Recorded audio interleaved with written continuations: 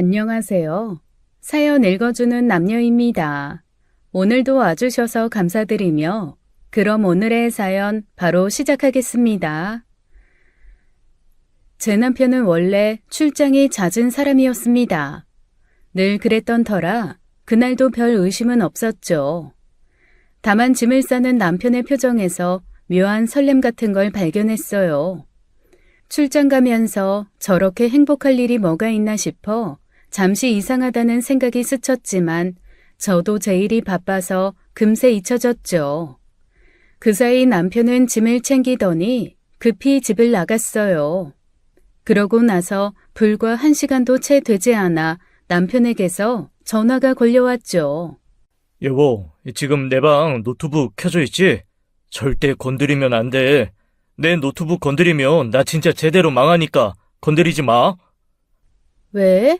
아유, 회사 자료가 엉켜서 그래. 당신 컴맹이잖아. 하여간 진짜 큰일 나니까 절대 손대지 마. 참나. 그 정도로 컴퓨터 못 다루지 않거든. 무슨 일인데 그래? 뭐 중요한 자료야? 아이, 그게... 하여간 지금 급해서 설명할 시간 없어. 암튼 내가 처리할 테니까 절대로 건들지 말고 그냥 둬. 알았지? 알겠어. 알겠다고. 전화를 끊고 대체 뭐가 있길래 갑자기 저렇게 난리야라는 생각이 들었어요. 남편의 방으로 가보니 정말 노트북이 열려 있더군요. 그런데 참 신기합니다. 저는 이 난리를 생각하면 조상님이 저를 도왔다는 생각이 들어요. 남편 노트북 모니터 오른쪽 하단에 메일 알림창이 반짝거리며 작게 떠 있더군요. 아무 생각 없이 그 메일함을 열었어요. 그렇게 남편이 건드리지 말라고 강조를 했는데 그날따라 더 건드리고 싶더군요. 평소라면 남편 말을 들었을 텐데 말이죠. 눈에 확 들어온 한 통의 메일에는 호텔 예약 확인이라는 제목이 적혀 있었습니다. 클릭한 순간 저는 멍하니 화면을 응시할 수밖에 없었어요. 출장 숙소라기엔 말도 안 되게 비싼 호텔이었고 예약 날짜는 남편이 출장 간다고 했던 바로 오늘이었죠. 속에서 천불이 확 타올랐습니다. 그동안 남편의 출장이 단순한 출장이 아니었구나 싶은 생각이 들었죠. 하지만 확신을 얻기 위해서 좀 더 명확한 증거가 필요하다는 생각이 들었어요. 지금 당장 이걸로 따지면 남편이 별 개똥 같은 핑계로 빠져나갈 구멍이 많았으니까요. 출장 가서 호캉스하고 싶어 비싼 호텔 예약했다 어쩔래? 이 난리를 치면 할 말이 없잖아요. 주먹을 꽉 쥔 채 떨리는 손을 간신히 진정시키고 휴대폰을 집어들었습니다. 바로 인터넷에 흥신소 검색을 했어요. 세상 참 좋더군요. 바로 수많은 흥신소 광고들이 제 핸드폰 화면에 떴습니다. 그중 아무거나 골라 잡아 전화를 걸었어요. 지금 제 남편이 출장을 핑계로 바람 피우는 것 같아요. 확실한 증거 좀 빨리 잡아주세요. 최대한 빠르게요. 걱정 마세요, 고객님. 저희가 확실하게 증거 잡아드릴 테니까 며칠만 기다려주시면 됩니다. 흥신소에 남편 뒷조사를 의뢰하고 저는 단 하루도 마음 편히 잠들지 못했습니다. 제가 그러거나 말거나 2주 동안 남편은 정말 눈코 뜰 새 없이 출장을 다니더군요. 뭐 출장을 가장한 상간녀와의 만남이겠지만요. 외도의 확실한 증거를 기다리는 사람의 하루가 얼마나 고통스러운지 겪어보지 않은 사람은 절대 모를 거예요. 그리고 딱 2주가 지났습니다. 기다리던 흥신소에서 전화가 왔죠. 고객님, 남편분 외도의 증거는 확실하게 잡았습니다만 이거 결과가 좀 충격적이라서 직접 만나서 말씀드려야 할 것 같습니다. 충격적이라뇨? 무슨 일인데요? 전화로 말씀 못 하시나요? 죄송하지만 직접 확인하시는 게 좋겠습니다. 통화로는 좀 곤란한 부분이라서요. 저희가 사모님 댁 앞으로 찾아갈게요. 알겠어요. 지금 바로 갈게요. 그 증거 아무한테도 절대 보여주지 말고 꼭 기다려주세요. 네, 걱정 마십시오. 제가 직접 가지고 가겠습니다. 약속 장소인 집 앞 카페까지 단숨에 달려갔어요. 심장은 터질 듯 뛰고 손에 땀이 비오듯 흘렀죠. 제가 도착하자 흥신소 직원이 두툼한 갈색 서류 봉투를 내밀더군요. 그 봉투 안에서 남편 외도의 증거 사진을 꺼내든 순간 저는 정말로 숨이 막혀버렸어요. 심장이 바닥으로 쿵 떨어지는 느낌이었죠. 그 사진 속 호텔 입구 앞에서 다정하게 팔짱을 끼고 있던 남편의 외도 상대는 제가 잘 아는 얼굴이었습니다. 다름 아닌 바로 제 친언니였어요. 지금 저랑 장난치는 거 아니죠? 저 놀리는 거 아니죠? 이거 조작한 거 아니죠? 네, 맞습니다. 안타깝지만 확실한 증거입니다. 말도 안 돼요. 이게 이거 진짜 확실한 거 맞아요?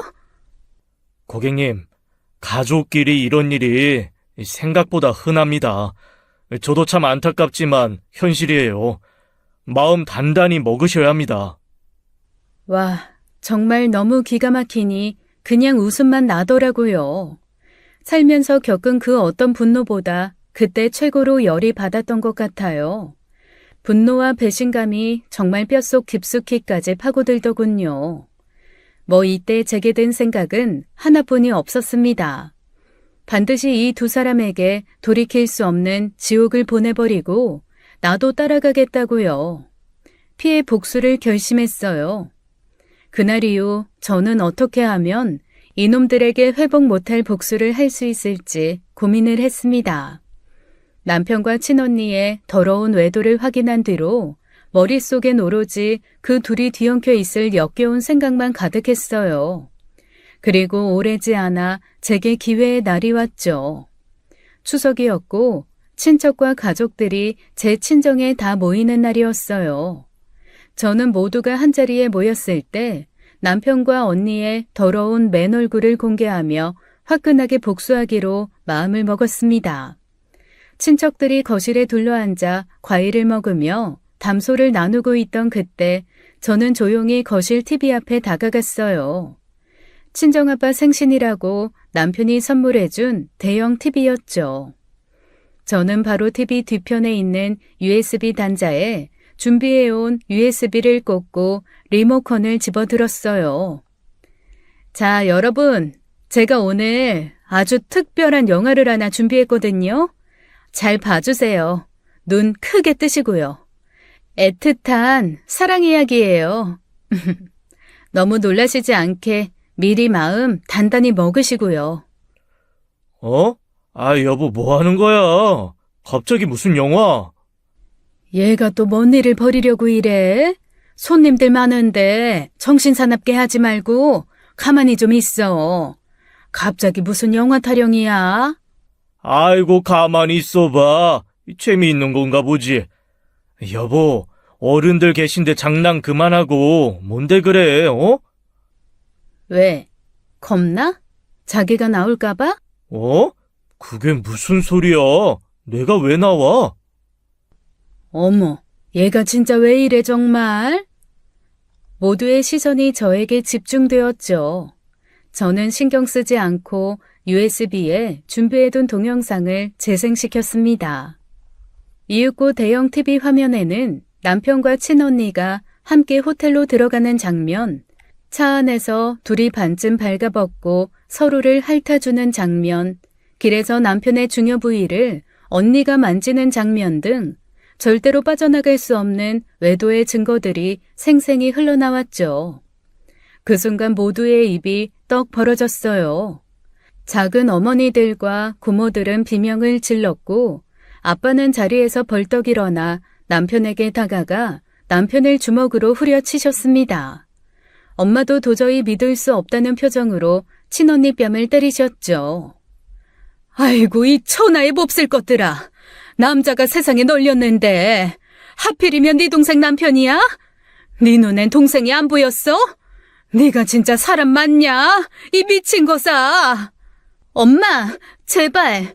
진짜 그런 거 아니야. 내가 미쳤다고 일부러 그랬겠어? 이거 다 오해야. 오해는 무슨 오해야, 이 기집애야.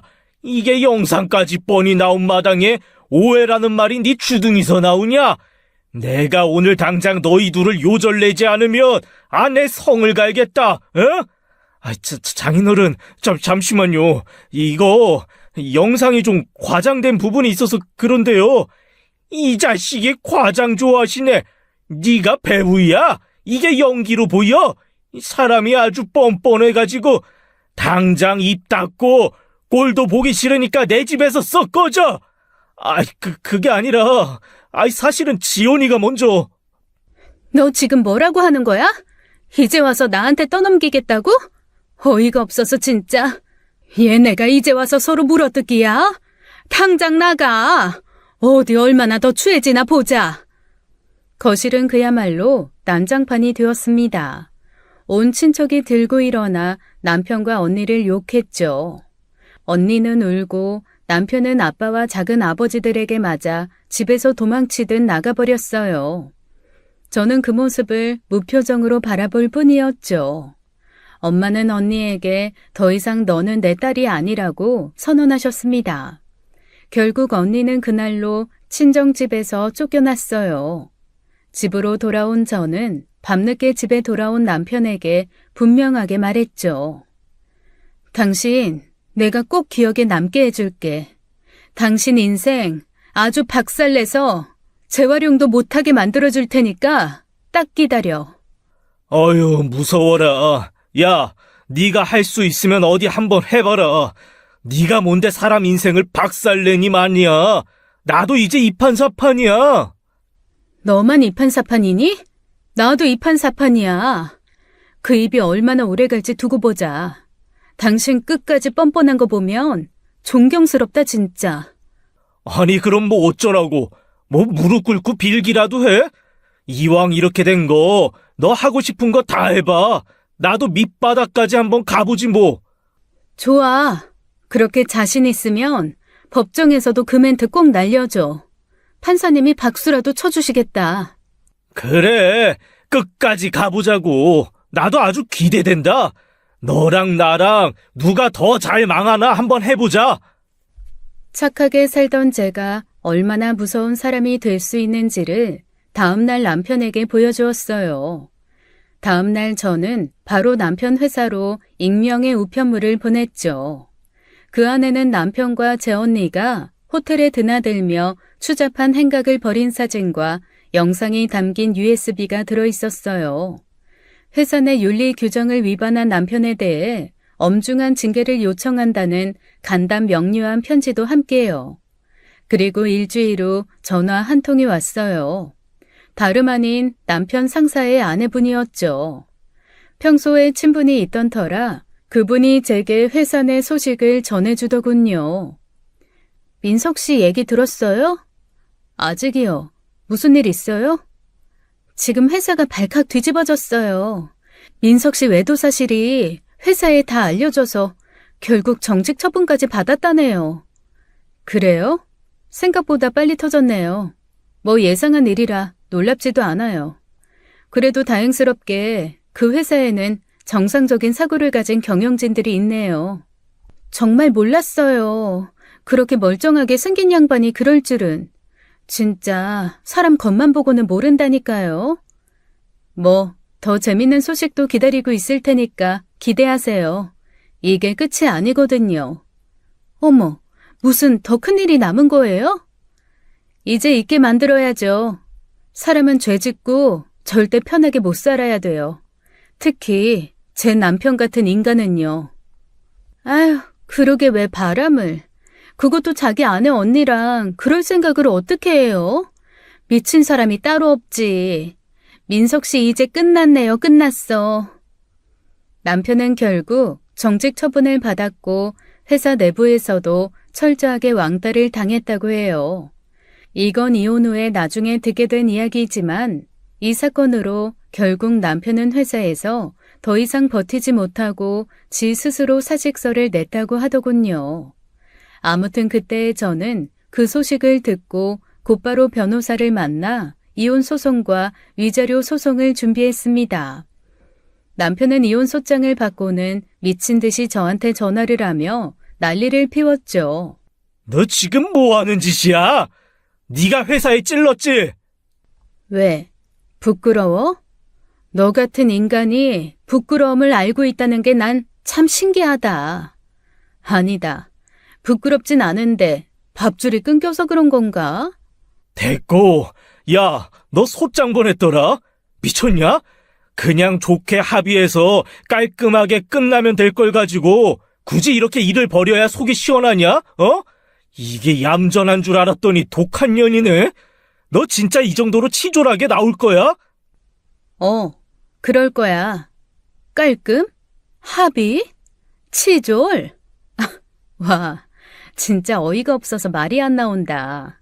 이판사판 끝까지 가자며. 네가 한 말 아니야? 내 언니랑 바람 피울 땐 이 정도 각오 안 했어? 재수없게 어디 이제 와서 합의 타령이야. 웃기지도 않네. 당신 법정에서 뼈저리게 후회하게 해줄게. 기대해. 나 좋게 넘어갈 생각 전혀 없어. 그래, 네가 법정 가서 뭘 얼마나 할 수 있나 보자고. 재판하면 너도 피곤하고 힘들 텐데 뭘 그렇게까지 하려고 그래. 이혼 서류 도장 찍어준다니까. 그냥 합의 이혼하자고. 내가 뭐가 힘든데? 민서가, 나 지금 무척 재미있어. 그 어느 때보다 신나. 네가 고통받는 거 보는 게 진짜 너무 재밌거든. 법정에서 사람들한테 조롱받을 준비나 제대로 하고 와. 그동안 네가 뭘 하고 다녔는지 온 세상 사람들이 다 알게 될 테니까. 넌 진짜 끝까지 독한 여자다. 세상에 너 같은 여자 없어. 어떻게 사람이 이렇게 악랄할 수가 있냐? 그러니까 내가 딴 여자를 만났지. 고마워. 칭찬으로 들을게. 이왕 악랄해진 거 확실하게 해야겠지? 안 그래? 넌 이제 내가 얼마나 무서운지 제대로 알게 될 거야. 그러니까 이런 전화할 시간에 각오나 단단히 하고 기다리고 있으라고. 변호사를 통해 진행된 이혼 소송은 제 생각보다 빠르게 진행되었습니다. 제가 가진 증거들이 너무나도 완벽했기 때문이었죠. 결국 저는 이혼 소송에서 이겼어요. 하지만 그 정도로 끝낼 생각은 전혀 없었죠. 저는 곧바로 위자료 소송까지 추가로 제기했습니다. 대상은 남편은 당연하고 제 친언니까지 포함해서요. 당연히 상간녀 소송에서도 승소했죠. 결국 남편과 친언니는 제가 청구한 위자료까지 모두 지급해야만 했습니다. 그렇게 저는 그 두 사람을 제 인생에서 깔끔하게 지워버렸어요. 모든 관계를 끊어내고 저는 조금씩 마음을 추스르기 시작했어요. 그런데 더 어이가 없는 사건이 저를 기다리고 있었죠. 제 마음속 평화도 잠시 2달이 지난 어느 날이었어요. 언니의 친구가 갑자기 제게 연락을 해왔죠. 저기, 수연아, 너한테 이런 말하기 좀 그런데 너도 알아야 할 것 같아서. 최근에 지연이랑 민석 씨 아예 같이 동거를 시작했대. 몰래 만나는 정도가 아니라 둘이 떳떳하게 같이 산다고 소문이 다 났더라. 놀랍지도 않네요. 어쩜 그렇게 쓰레기들끼리 찰떡같이 똘똘 뭉쳐 살까요? 누가 보면 진짜 천생연분인 줄 알겠어요. 그래봤자 상간녀랑 외도남인데. 그러게 말이다. 나도 처음엔 헛소리인가 싶어서 믿지도 않았거든. 근데 최근에는 지연이가 아예 자랑하듯 떠벌리고 다닌다니까. 진짜 다들 어이가 없어 하더라. 진짜 제가 별꼴을 다 보면서 사네요. 세상 사람들 입 더럽게 만들지 말고 쓰레기들끼리 조용히 구석에서 썩어가지. 왜 떠벌리고 다닌대요? 하여간 언니 연락 준 건 고마워요. 그런데 전 더는 그 인간들한테 관심 없으니까 그 인간들 소식 전하지 말아주세요. 제 귀가 썩는 기분이니까요. 너한테 이런 얘기까지 하게 돼서 진짜 미안하다. 나도 너무 황당해서 너한테 말을 안 할 수가 없었어. 미안하긴요. 소식 감사해요. 정말 기가 막히고 코가 막히더라고요. 전화를 끊고 난 뒤 저는 분노를 넘어 헛웃음까지 나왔습니다. 어떻게 저렇게까지 뻔뻔할 수 있을까 싶었어요. 주변 사람들의 눈초리와 수근거림에도 아랑곳하지 않고 당당히 제 전남편과의 동거 사실을 주변에 자랑하듯 떠벌리고 다닌다는 말까지 들었습니다. 어이가 없었지만 저는 더 이상 그 인간 같지도 않은 것들에게 휘둘리지 않겠다고 다짐했어요. 저렇게 쓰레기 같은 두 사람에게 제 감정과 시간을 소모하는 것도 아깝다는 생각이 들었으니까요. 하지만 그렇게 제 마음을 정리한 것도 잠시, 얼마 뒤 저는 또다시 엄청난 장면을 목격하고 말았습니다. 친구가 일 관련 부탁을 한 게 있기에 인천에 잠시 들렸다가 집으로 가는 길이었어요. 거리에서 저는 너무나 익숙한 뒷모습을 발견했습니다. 전 남편이었어요. 여자와 다정하게 팔짱을 끼고 거리를 걷고 있더군요. 그런데 놀라운 건 그 옆에 있던 사람은 제 언니가 아니었다는 거였어요. 저는 순간적으로 놀라서 근처 건물 뒤로 급히 몸을 숨겼습니다. 그 여자는 제가 한 번도 본 적 없는 낯선 여자였어요. 전 남편과 그 여자는 길거리에서 주변 사람들을 신경 쓰지도 않고 자연스럽게 포옹하며 뽀뽀까지 나눴죠. 언니와 전 남편이 헤어졌다면 분명 언니 친구를 통해 제게도 소식이 전해졌을 겁니다.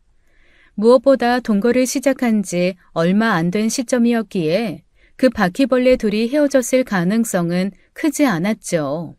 저는 순간적으로 화가 확 치밀어 오르더라고요. 전 남편의 행동이 너무 뻔뻔하고 인간 이하였어요. 열받은 저는 두 사람 몰래 뒤따라갔죠. 그것들은 사이좋게 손잡고 근처 모텔로 들어가더군요. 저는 핸드폰을 켜서 그 모든 장면을 촬영해 두었어요. 전 남편은 상습적인 바람둥이였습니다. 그날 저는 결심했죠. 저 더러운 놈을 완전히 바닥까지 끌어내리기로요. 얼마 후 저는 언니의 친구로부터 언니와 전 남편이 곧 지인 부부들과 모임을 연다는 소식을 알게 되었습니다. 그 이야기를 듣자마자 제 머릿속엔 강력한 복수의 아이디어가 떠올랐어요. 이번에야말로 전 남편을 완벽하게 박살낼 절호의 기회였죠. 저는 모임 날짜와 장소까지 정확히 알아내고 그날을 위해 미리 준비한 전 남편의 새로운 외도 사진과 영상까지 꼼꼼히 챙겼습니다. 그리고 모임 당일이 되자 저는 당당히 그곳으로 향했어요. 모임 장소인 식당 입구에 도착하자 안에서는 다들 웃고 떠드는 소리가 들려왔죠.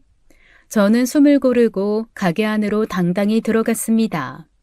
모임장에 있던 전 남편과 언니의 지인들은 갑작스러운 저의 등장에 모두 놀라더군요. 전 남편은 제 등장이 어이없다는 듯 바라보았고요. 너 뭐야?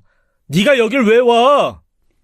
자, 여러분, 다들 잠깐만 저한테 집중 좀 해주세요. 제가 오늘 아주 귀한 구경거리 하나 가져왔거든요. 다들 숨도 크게 쉬지 마시고 눈 크게 뜨고 잘들 보세요. 진짜 깜짝 놀랄 겁니다. 어머머, 제 지연이 동생 수연이 아니야? 그게 누군데? 민석이 전 부인. 아, 그래? 세상에, 그 난리치고 이혼한? 그런데 뭔 구경거리? 아이씨, 야, 이수연, 너 또 뭔 개짓거리 하려고 그래? 나가라고! 민석 오빠, 쟤 좀 끌어내. 어떻게 좀 해보라고! 이게 진짜 미쳤나? 왜 툭 하면 구경거리 있다고 지랄이야? 뭔 여기까지 와서 무슨 쇼를 벌이려고? 아이, 당장 나가라고. 내가 끌어내 주랴? 아, 야, 최민석. 말을 왜 그렇게 해? 가만 좀 있어봐. 아이, 수연씨, 무슨 일인데요? 어머, 내 전 남편, 그리고 우리 언니. 왜들 그래? 둘이 얼굴들이 왜 그렇게 하얗게 질렸어? 내가 그렇게 무서워? 오늘은 둘이 더 찰떡같이 붙어있게 해줄 테니까 너무 화들 내지 말고 기대나 해. 이수연, 진짜 너 유치하게 왜 그래? 나 위자료 다 냈다고. 너희 둘 이혼도 다 끝냈잖아. 치사하게 남의 모임까지 와서 왜 난장이야? 아이씨, 짜증나게. 이수연, 너 이리 와! 전 남편과 언니는 제 등장에 아주 난리더라고요. 저는 아무런 망설임 없이 그들이 지켜보는 앞에서 전 남편의 또 다른 외도가 담긴 사진을 가방에서 꺼내 테이블 위에 확 뿌렸습니다. 사진과 증거들이 테이블 위에 뿌려지자 난리가 났어요. 전 남편의 친구들 얼굴에는 놀람과 충격, 경멸의 표정이 하나둘씩 떠오르기 시작했죠. 여러분, 지금 이 자리에 앉아있는 제 전 남편 있잖아요. 최민석이. 이 사람이 제 친언니랑 아주 떳떳하게 동거까지 하면서도 또 다른 여자랑 몰래 바람을 피우는 아주 뻔뻔한 바람둥이라는 사실 다들 아셨어요? 심지어 증거도 넘쳐나서 이렇게 아주 컬렉션을 만들 정도예요. 너, 이게 다 뭐야? 지금 무슨 헛소리야? 지연아, 오해하지 마. 얘들아, 오해하지 마. 이거 다 이수연 제가 조작한 거야. 조작이라니? 내가 뭐하러 그런 걸 조작하겠어? 말 섭하게 하네. 이게 뭐야? 또 다른 여자? 야, 최민석, 너 지금 이게 뭐야? 도대체 인연이 누구야? 누군데 너랑 모텔을 드나들어? 이 개새끼가, 네가 진짜 인간이냐? 어떻게 나한테까지 이럴 수가 있어? 가족이고 뭐고 다 버리고 널 선택한 나한테. 지연아, 그게 아니라니까.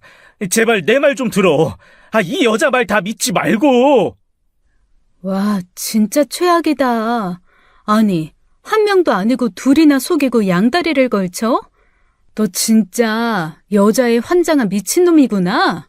살다 이런 막장 인간 처음 본다. 둘이 아주 끼리끼리 제대로 만났네. 너 같은 인간이랑 알고 지낸 내가 창피하다, 창피해. 야, 너 진짜 양심도 없어? 내가 너 믿고 내 인생 여기까지 왔는데 어떻게 또 다른 여자를 만나? 넌 진짜 구제불능 쓰레기 중에서도 쓰레기야. 그건 언니 말이 맞지. 이수연 가만 안 있어? 지연아, 너까지 왜 얘기를 해, 진짜. 아니라니까, 아니라고. 이수연 제가 아니라 나를 믿어야지. 너희들 진짜 전부 다 미친 거 아니야? 이딴 조작된 사진 쪼가리에 놀아날 거야? 그래, 마음껏 날뛰어봐. 보는 재미는 있다. 거봐, 최민석 씨. 내가 말했지? 앞으로도 진짜 재밌을 거라고. 이제 앞으로는 더 흥미진진할 테니 기대하고 있어. 이런 게 아수라장이라고 하는 거죠. 언니는 전 남편에게 화를 내고 전 남편은 변명을 하다가 막히니 뻔뻔하게 되려 언니에게 욕을 하며 화를 내더라고요. 그렇게 두 사람은 서로를 향한 비난과 분노를 쏟아내며 말싸움을 하기 시작했습니다. 모임 참석자들은 하나둘씩 그 자리에서 혐오스러운 눈길을 보내며 자리를 떠나기 시작했어요. 저는 끝까지 두 사람을 지켜보며 조용히 입을 열었죠. 어때? 둘 다 아주 제대로 망신당했지? 근데 이거 알아? 이런 비참한 결과 누가 억지로 만든 게 아니라 너희 둘이 아주 열심히 노력해서 스스로 자초한 거야. 그러니까 앞으로도 계속 그렇게 쓰레기로 살아. 절대 바뀌지 말고. 쭉 그렇게 살아. 그렇게 살다가 어느 날 길가에서 그냥 죽어버리는 거야. 그게 정해진 수순이니까. 이제 어디서 마주쳐도 아는 척도 하지 말자. 너희 같은 쓰레기들 얼굴 두 번 다시 보고 싶지 않고 너희랑 엮이는 것 자체가 역겨우니까. 야, 너 이렇게까지 해야 했냐? 끝까지 사람 망가뜨려 놓고 좋아? 좋아. 너무 통쾌하고 짜릿해서 미칠 지경이거든? 이 일로 둘이 헤어지지 마. 헤어졌다가 다른 사람 만나면 그 사람이 너무 불쌍하잖아. 안 그래? 쓰레기들은 쓰레기들끼리 붙어먹고 영원히 사이좋게 망하면서 살아. 너 진짜 너무한다. 너 이게 언니한테 할 짓이야? 언니? 나한테 언니가 어딨어. 내 언니는 이미 진작에 내 마음에서 죽었어. 저는 그렇게 말을 하고는 그 자리에서 나왔습니다. 제가 등을 돌리자 언니가 소리를 지르며 우는 소리가 들리더군요. 아랑곳하지 않았어요. 이후 전 남편은 언니를 버리고 야반 도주하듯 도망을 가버렸대요. 전 남편과 상간녀 언니의 관계가 하루아침에 끝나버린 거죠. 그 뒤 언니는 살 곳이 없어졌어요. 결국 다시 친정집을 찾아와 부모님에게 무릎을 꿇고 용서를 빌었지만 용서해 줄 리가 있나요? 너 같은 딸, 나는 없다. 넌 내 자식 아니야. 어떻게 동생 인생까지 망쳐놓고 얼굴 들고 여길 찾아와? 당장 나가! 엄마, 제발. 내가 진짜 잘못했어. 정말 한 번만 용서해줘. 나 이제 갈 데도 없어, 엄마. 아빠. 누가 네 아빠야? 넌 내 딸도 아니니까 당장 나가라. 다시는 이 집 문턱 넘을 생각하지 마. 아빠, 한 번만. 제발 한 번만 용서해줘. 내가 진짜 죽을 만큼 후회하고 있단 말이야. 다시는 안 그럴게. 뻔뻔한 것, 네가 뭘 후회해. 걸린 걸 후회하겠지. 다시 오면 경찰 부를 줄 알아. 안 나가? 험한 꼴을 봐야만 나갈 거야? 저 그날 친정집에 놀러 갔다가 우연히 언니를 마주쳐서 그 모습 다 지켜봤어요. 하나도 안타깝지 않더군요. 자기가 벌인 일 지가 책임져야 하는 거죠. 그렇게 첫 번째 결혼이 악몽처럼 마무리되었습니다. 그리고 3년이 지났어요. 다시는 남자를 쳐다보지 않겠다고 생각했는데요. 시간이 약이라더니 정말 저에게도 다시 따뜻한 봄이 찾아왔습니다. 한 남자를 만나게 되었죠. 그 사람은 저보다 4살 위 연상이었어요. 현우 씨는 7년 전에 아내와 사별한 후 줄곧 혼자였다고 해요. 다정하고 섬세한 사람이었어요. 그 사람과 함께 있으면서 과거의 상처들도 다 잊혀지고 나도 다시 행복해질 수 있겠다는 희망이 생겼습니다. 그렇게 우리는 서로가 서로에게 위로가 되었고 저희는 결혼을 결심했어요. 그리고 얼마 뒤 현우 씨를 부모님에게 소개하는 자리를 마련했어요. 부모님께서 기뻐해 주실 거라 믿었죠. 하지만 그런 제 기대는 그야말로 처참히 깨지고 말았습니다. 현우 씨를 보는 순간부터 엄마의 표정이 굳어졌어요. 매섭게 현우 씨를 훑어보며 대놓고 날선 말을 내뱉기 시작했죠. 예, 네가 지금 정신이 있는 거니 없는 거니? 하다 이제 고아에다 나이만 먹고 제대로 돈도 못 버는 남자를 데려와서 결혼하겠다고? 넌 인생을 아주 2번 망칠 작정이니? 엄마, 현우 씨 앞에서 대체 무슨 짓이야? 그만 좀 해. 어머님, 죄송합니다. 제가 부족한 게 많은 건 맞지만 그래도 저희가 서로 믿고 사랑해서. 믿고 사랑? 자네도 문제네. 부족한 걸 알면 이러면 안 되는 거 아닌가? 엄마, 너 사랑 타령만 하다가 또 고생하고 싶어? 나중에 또 울면서 후회하지 말고 지금이라도 정신 차려. 아, 여보, 그쯤 해. 사람 앞에 두고 지금 뭐 하는 거야? 내가 못할 말 했어요? 내가 심한 게 아니라 이 남자 조건이 심한 거라고. 남의 귀한 딸 데려가면서 뭐 하나 제대로 갖춘 게 있어야지. 내 눈에 흙이 들어가기 전엔 절대 안 된다. 제가 정말 죄송합니다. 어머님 말씀 무슨 뜻인지 잘 알겠습니다만. 알아들었으면 이쯤에서 헤어지게. 엄마, 현우 씨한테 무리하게 말하지 마. 엄마는 현우 씨 앞에서 경제력으로 사람의 가치를 가차없이 매기며 비난을 멈추지 않았습니다. 결국 그 소개자리는 끔찍한 모욕과 상처만 남기고 끝나버렸어요. 현우 씨에게 너무나 미안하고 창피해 차마 얼굴을 들 수 없었고 엄마에게 큰 배신감과 실망감을 느꼈죠. 그날의 충격적인 사건 이후 현우 씨는 몹시 큰 상처를 입은 듯 했습니다. 며칠 동안이나 얼굴에 그늘이 드리워진 채 저와의 만남을 조심스러워하는 눈치였죠. 결국 며칠 후 현우 씨가 저를 불러 어렵게 말을 꺼냈어요. 미안해. 아무리 생각해봐도 어머님 말씀이 틀린 건 아닌 것 같아. 솔직히 나 너한테 경제적으로 든든한 남자가 못 돼. 고민 많이 했는데 너한테 부담 주기 싫어. 그냥 여기서 그만하자. 현우 씨, 갑자기 그게 무슨 말이야? 내가 언제 돈 때문에 현우 씨 만났어? 경제력보다 더 중요한 게 서로 믿고 의지하는 거잖아. 아니야? 나 절대 포기 못해.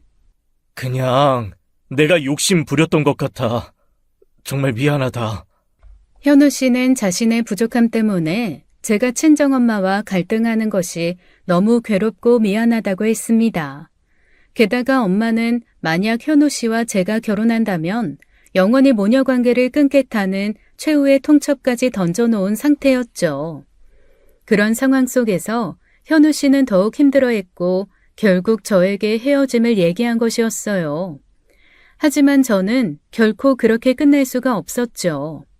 이제 막 행복해질 기회를 찾았는데 저는 그 기회를 놓치고 싶지 않았어요. 그 사람을 믿기도 했고요. 결국 저는 부모님에게 결혼 강행 의사를 전달했습니다. 엄마, 내 첫 결혼 망가진 거 잊었어? 그때 엄마가 돈이고 조건이고 다 따져서 완벽하다고 해서 결혼시켰잖아. 그런데 결국 어떻게 됐어? 돈 많으면 행복할 줄 알았는데 내 인생 완전히 엉망진창이었어. 이번엔 내가 원하는 사람하고 살 거야. 돈보다 훨씬 중요한 게 믿음이고 사람 됨됨이야. 그러니까 이번만큼은 나한테 맡겨줘. 얘가 아직도 정신을 못 차렸네. 믿음? 인품? 그런 거 좋아하다가 결국 나중에 허리 휘고 울면서 고생할 사람이 누군데? 나니? 너지? 넌 현실을 몰라도 너무 몰라.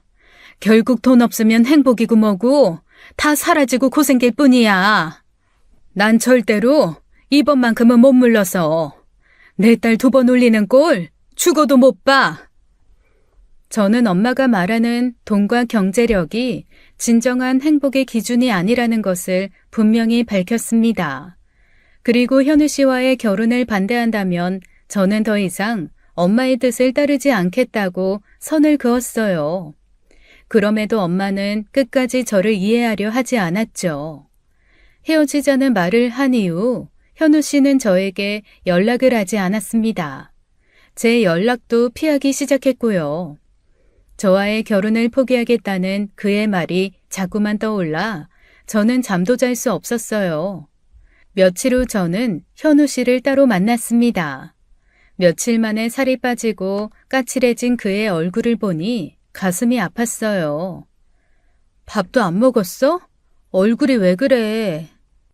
잘 먹고 있어. 그런 사람이 얼굴이 그래? 현우 씨, 난 현우 씨 놓치고 싶지 않아.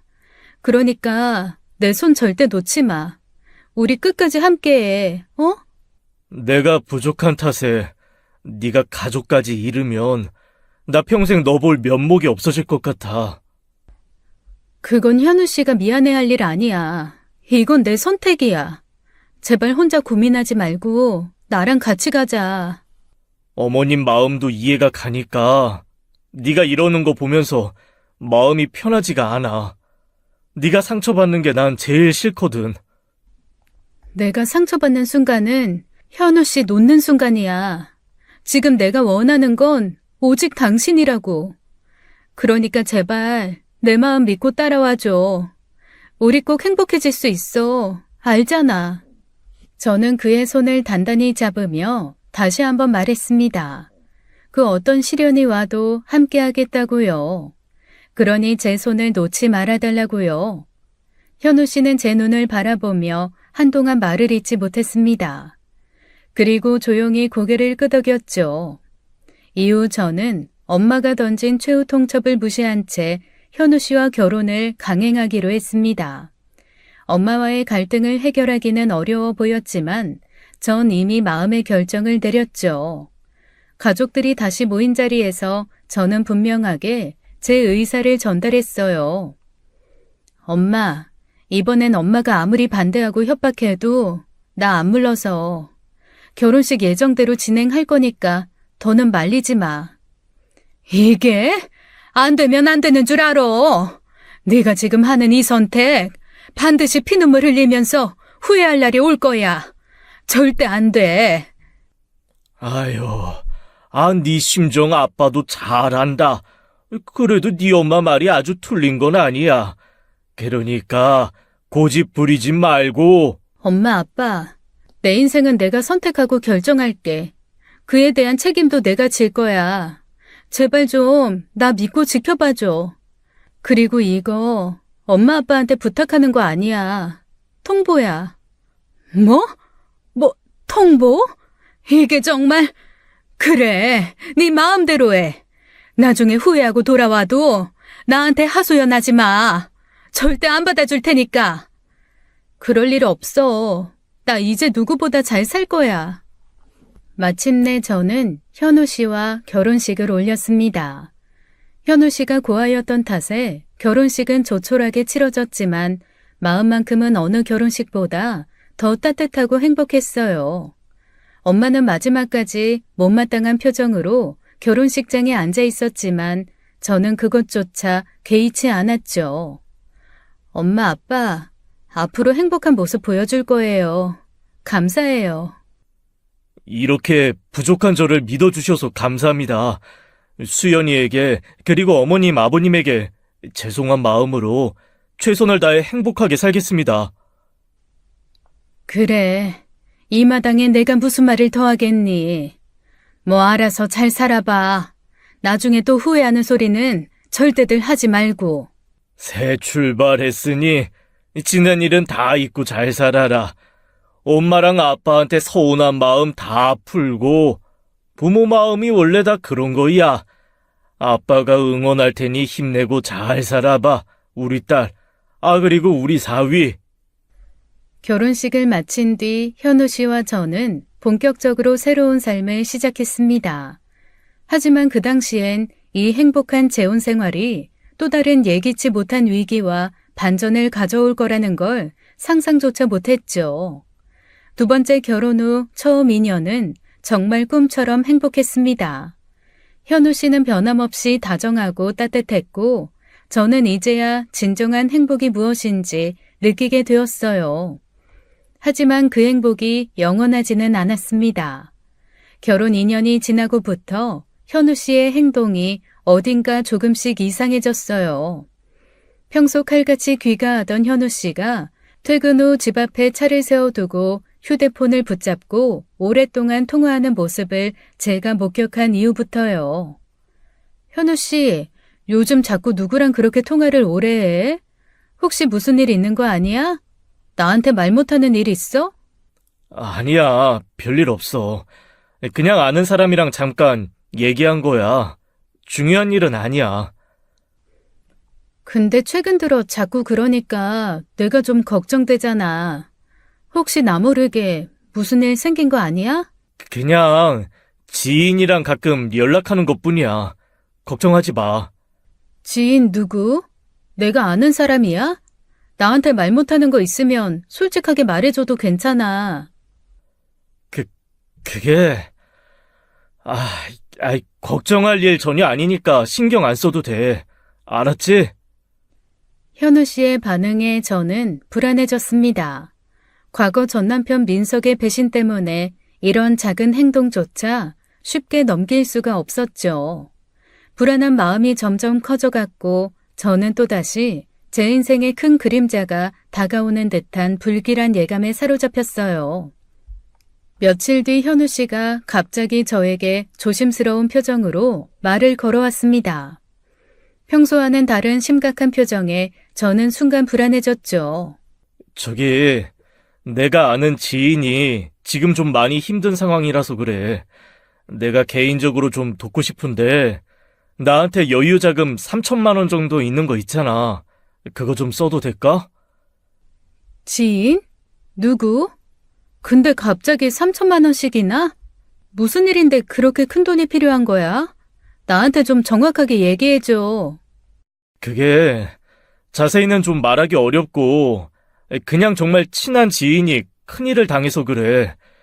너무 급한 상황이라서 조금만 이해해 줄 수 있을까? 현우 씨, 그게 그렇게 얼버무릴 문제가 아니잖아. 지금 우리 부부도 전세금 문제 때문에 경제적으로 빠듯한 거 잘 알잖아.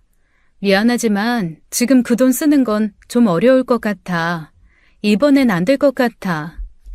아, 그래, 그렇지. 알겠어. 내가 갑자기 너무 무리한 부탁한 거 맞아. 미안해. 그냥 한번 물어본 거니까 너무 마음 쓰지 마. 무슨 일인... 나 바람 좀 쐬고 올게. 미안. 제 말에 현우 씨의 표정은 더욱 어두워졌습니다. 그의 모습에서 미안함과 난처함이 뒤섞여 느껴졌지만 저는 계속 불안한 마음을 떨칠 수가 없었어요. 그날 이후로 저의 불안감은 점점 더 커졌죠. 첫 번째 결혼에서 겪었던 끔찍한 악몽 같은 경험이 또다시 반복될지도 모른다는 공포가 엄습했습니다.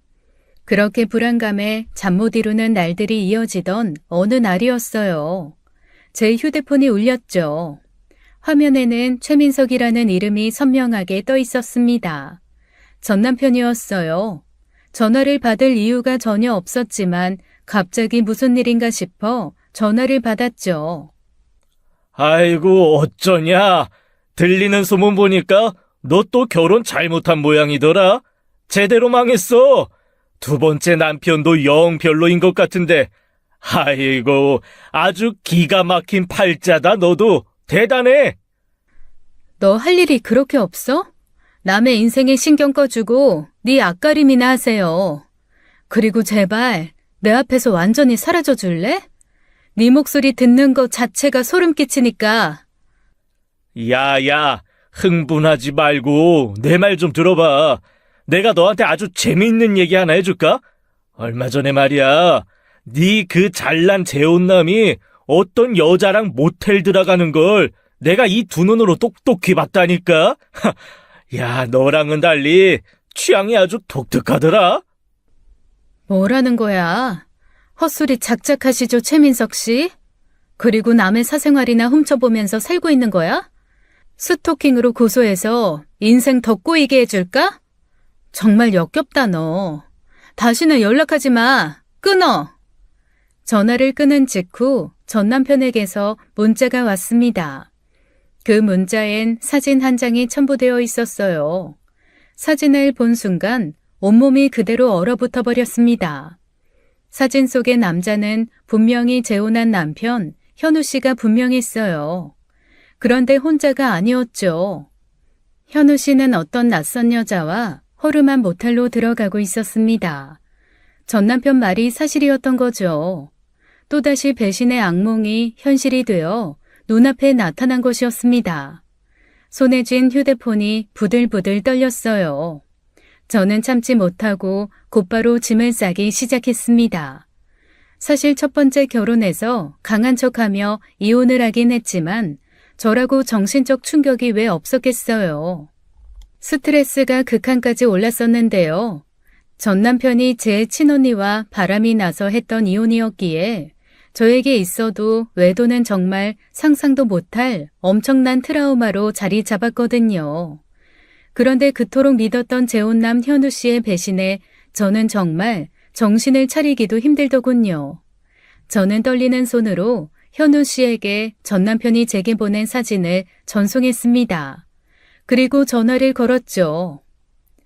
어떻게 나한테 이럴 수가 있어? 내가 그렇게 믿었는데 그 믿음에 대한 결과가 결국 또 배신이니? 당신도 똑같은 사람이었네. 결국 번지르르한 말뿐이었어. 엄마 말이 맞았네. 뭐라고? 아니야, 여보. 정말 오해야. 그런 게 아니라. 오해. 어쩜 바람 피우는 것들은 변명하는 말들도 똑같니? 어디서 무슨 말을 들어서 이렇게 오해한 건지 모르겠지만 정말 아니야. 제발 내 말 좀 들어봐. 여보세요? 야, 수연아. 됐어. 당신 변명 따위 더 듣기 싫으니까 법정에서나 얘기하자. 더러운 변명은 판사한테나 해. 또다시 찾아온 최악의 악몽 같은 현실 앞에서 저는 무너지지 않기 위해 정신을 바짝 차려야 했죠. 그렇게 집을 나와서 전화기도 꺼두고 호텔에서 지내고 있던 어느 날이었습니다. 퇴근을 하고 회사를 나왔는데 어떤 여자가 저를 부르더군요. 저는 그 여자의 얼굴을 보자마자 경악했습니다. 전 남편이 보내온 사진에서 남편과 모텔에 함께 들어갔던 바로 그 여자였던 거죠. 온몸의 피가 거꾸로 솟구치는 느낌이 들었어요. 어떻게 이렇게 뻔뻔하게 제 앞에 나타날 수 있는 건지 저는 당장이라도 그 여자의 머리채를 잡아 끌고 나가고 싶었죠. 무슨 낯짝으로 내 앞에 나타난 거야? 내 남편이랑 바람 피운 주제에 뭘 더 얘기하겠다고 여기까지 와서 얼굴을 들이밀어? 제발 제 얘기 한 번만 들어주세요. 정말 모든 게 오해예요. 제가 다 설명드릴게요. 부탁이니까 저랑 같이 가셔서 확인만 해주세요. 오해? 당신 같은 사람들이 오해 운운하는 거 질려 죽겠어. 난 당신 얼굴 보는 것만으로도 역겨워. 제발 부탁이에요. 한 번만 제 얘기 듣고 저랑 같이 가주시면 모든 게 풀릴 거예요. 저도 지금 미칠 지경이에요. 진짜로 한 번만 부탁드릴게요. 저는 처음엔 도저히 믿을 수가 없었어요. 도대체 얼마나 대단한 오해이길래 이렇게 뻔뻔하게 나타났나 싶었지만 한편으로는 그 오해의 정체를 확인하고 싶은 마음도 들었죠. 결국 저는 망설이다 그 여자를 따라가기로 했습니다. 제가 얼마나 끔찍한 진실을 알게 될지 그때까진 전혀 알지 못한 채 말이죠. 여자를 따라 도착한 곳은 사진에서 봤던 그 허름한 모텔이었습니다. 막상 실제로 보니 모텔이라 부르기도 민망할 정도로 낡았더군요. 이름만 모텔이지 여인숙에 가까운 곳이었어요. 도저히 남편이 바람을 피우려고 갈 만한 장소가 아니라는 생각에 순간 혼란이 찾아왔습니다. 대체 누가 내연녀를 여인숙에 데려가겠나요? 여긴 왜? 여기서 한 사람만 만나보시면 지금까지의 모든 오해가 명확하게 풀릴 거예요. 100마디 말보다 직접 보시고 판단해주세요. 대체 누굴 만나라는 건지. 그래요. 솔직히 아직도 믿음은 안 가지만 얼마나 대단한 오해인지 제 눈으로 확인해 봐야겠네요. 이 안에 들어가면 다 이해하실 수 있을 거예요. 아니 어쩌면 이해 못할지도 모르지만 수연 씨가 생각하는 그런 건 아니에요. 만약 이게 또 다른 속임수라면 난 절대 용서 안 할 거니까 알아두세요. 여자를 따라 낡은 여인숙 복도를 걷는데 한 걸음 한 걸음 다가갈수록 마음이 초조하고 불안해졌어요. 마침내 여자가 안내한 곳의 문 앞에 다다라 여자가 천천히 방문을 열었죠. 그리고 방 안을 보는 순간 저는 제 눈을 의심했습니다. 방 안 낡은 침대 위에는 늙고 수척한 얼굴로 힘겹게 누워있던 노인이 우리를 바라보고 있었어요. 이분은 제 아버지세요. 네? 아버지요? 죄송해요. 이렇게 놀라게 해서 정말 죄송한데 모든 진실을 제대로 보여드리려면 이렇게라도 해야만 했어요. 제가 모두 설명드릴게요. 그러니까 이게 대체 무슨 상황인데요? 대체 왜 이분이 여기서? 그렇게 혼란과 충격 속에 멍하니 서 있는 제게 노인은 조심스럽게 말을 꺼냈습니다. 노인분의 이야기는 저의 예상을 완전히 뛰어넘는 가슴 아픈 진실이었죠. 미안해요. 내 존재가 언젠간 현우 그 녀석한테 짐이 될 줄 알았지. 내가 대신 미안합니다. 어르신, 이게 무슨 상황인지 저는 전혀 이해가 안 되네요. 현우, 그 아이가 참 기구한 아이야. 어릴 적 사고로 부모 잃고 내가 걔를 맡아서 키웠어요. 부모 없이 자란 불쌍한 녀석이라 내가 아들처럼 품고 키웠지. 그런데 그 녀석한테 내 딸 수아가 마음을 준 거야. 네? 그러면 어르신께서 현우 씨의... 맞아요. 내가 그 녀석 장인이었던 사람입니다. 결혼 당시 우리 수아가 그때 이미 암이 많이 진행된 상태였어요. 현우 그 녀석이 수아가 오래 못 살 걸 뻔히 알면서도 결혼을 고집했고, 결국 내 딸 수아는 결혼한 지 딱 1년 만에 이 세상을 떠나고 말았습니다. 현우는 수아가 떠난 뒤에도 저희 아버지와 부자지간처럼 지냈어요. 결혼 전에도 그랬으니 아버지는 수연 씨와 현우 재혼을 적극적으로 지지했고요. 언제까지 늙은 자기 모시며 나이 들어갈 거냐고 재혼해서 떠나라고 하셨고요. 그리고 수연 씨하고 결혼하고 이제 자기와 연을 끊자고 그러셨는데, 근데 최근에 아버지가 전세 사기까지 당하시고 암 판정까지 받으셨거든요. 그런데 저도 사정이 여의치 않아서 저하고 연락하며 해결 방법 같이 모색하고 있었어요. 그저 현우는 저희 아버지를 외면 못하고 도와주려고 애쓰고 있던 거였어요. 자기한텐 아버지 같은 사람이기도 하니 정말로 그게 전부예요. 미안합니다. 이 늙은 것이 짐만 되어서. 아니 어떻게 그런 일이. 현우 씨는 왜 저한테 아무 말도 안 했던 거예요?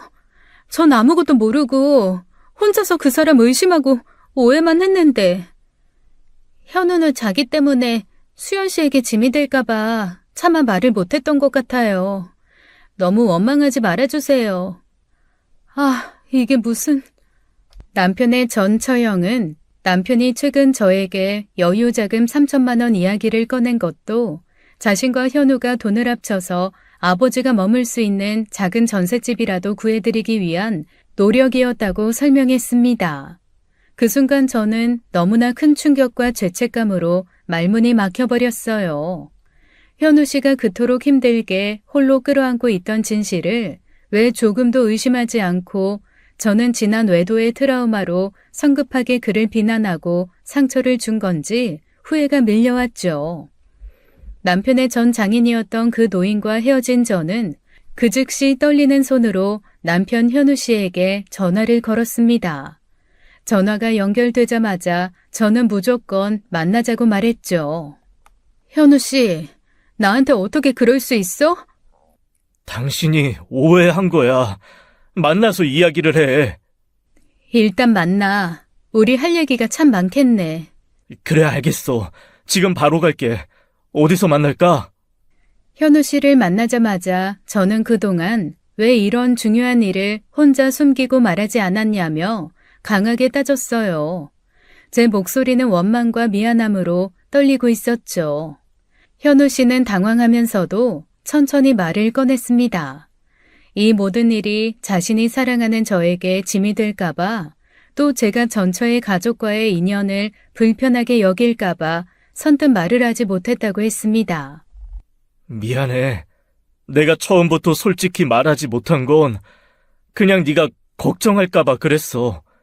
짐을 주기도 싫었고, 난 단지 널 아끼고 부담 주기 싫었던 것뿐인데 그게 결국 이렇게까지 일을 크게 만들었네. 정말 너무 미안해. 아니 왜 혼자서 그런 큰 짐을 다 짊어지려고 했어? 내가 그렇게 믿음직스럽지 못했어? 그렇게 중요한 일을 왜 나랑 상의하지 않았냐고. 처음부터 말만 했어도 내가 오해할 일은 없었을 거 아니야.